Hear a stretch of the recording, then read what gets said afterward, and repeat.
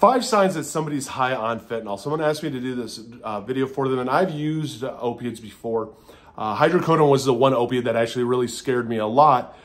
Thankfully, I never went to the full extent of going down that path of opiate addiction. My drugs of choice were alcohol and cocaine, but these are 5 signs that somebody is using and is high on fentanyl. And fentanyl is a scary drug to me. I mean, fentanyl is one of those drugs that, I mean, it takes just a very, very little bit to die. I mean, to OD. I mean, that is the reality of this drug. It's one of the scariest out there, but it is also one of the most addicting out there. If you're new to the channel, hit the like and subscribe button. So the first sign that somebody is actually high on fentanyl are very similar to a lot of opiates, but there's one sign that is completely different, that hits a lot differently.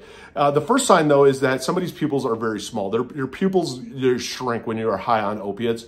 So again, they're not making eye contact either typically when they are on fentanyl. And when you're on fentanyl, you don't care. When you're on something that strong, you really don't care about anything at all around you, anyone at all.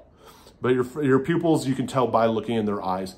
Another sign that somebody is actually on opiates or fentanyl is the fact that their heart rate is slowed down a lot. So you're going to notice that they're taking very shallow breaths, and they seem very disassociated and drowsy, because the one thing with fentanyl is not like some of the other painkillers where it gives this energy to a lot of people. Fentanyl is so strong that it will put you instantly into that drowsy time. So their breath they're taking these shallow, just shallow breaths, and they are literally drowsy out of it. Another sign that somebody is on fentanyl too is that they are very just pulled away from everything in life. They are not engaging at all into anything remotely, none of their hobbies and work, none of that stuff. They don't care about anything. And then the number 1 sign is that they have the nod going. And if you don't know what the nod is, and it's very common with fentanyl use, it can be the sign of other opiates use, but with fentanyl, it's very common. And the nod is literally where somebody is talking to you, and all of a sudden now they stop, and they're literally just kind of swaying or sitting there, and it looks like they passed out. And you ask them a question, they like snap out of it, and they're like, huh, what? And then they'll talk to you, and they're kind of confused of where they're at. Doesn't really make a whole lot of sense of what they say, and then they pass back out literally, like standing up or sitting down, until you ask them again, and then they snap back out of it. And they call it literally the nod, because you're like nodding in and out of consciousness. It is a sign that like somebody has hit that point of addiction and of using, that they are using to the point that they're going to probably OD at some point. I mean, that is the scariest part of when they are gone essentially, is when they start to the point where the nod is kicking in and taking effect. And if you've ever seen somebody on the nod, it is a scary thing. I've seen this firsthand, of like, you're talking to them and you're like, how are you not like passed out? But then they're acting like they passed out, but they're awake. It's so insane. And if you don't know what this is, it shocks you. It's a scary thing. And this is a huge sign that somebody is on fentanyl and they're using it at the time.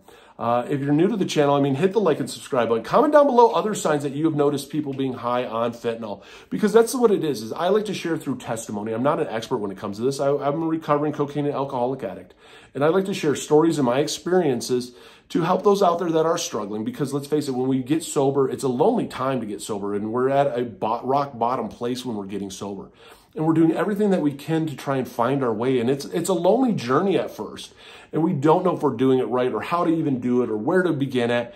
And it's amazing how strangers, especially in sobriety, will help others. And that's what it's about, because we all get sober different ways, whether it's through NA, whether it's through AA, whether it's through rehab, inpatient, outpatient, treatment facilities, therapy. I mean, a variety of different ways. And we all use a lot of these different ways to get sober and use them for different things. Like NA gave me great support. AA gave me great support. Therapy gave me the medication I needed. Psychology gave me the addressing of the trauma that I needed to address to understand why I was self-medicating. So there are these huge processes to go through of getting sober, but it's giving you everything that you had to get high into getting sober, giving all that energy that you used to get high into getting sober, realizing that it's one day at a time and never giving up.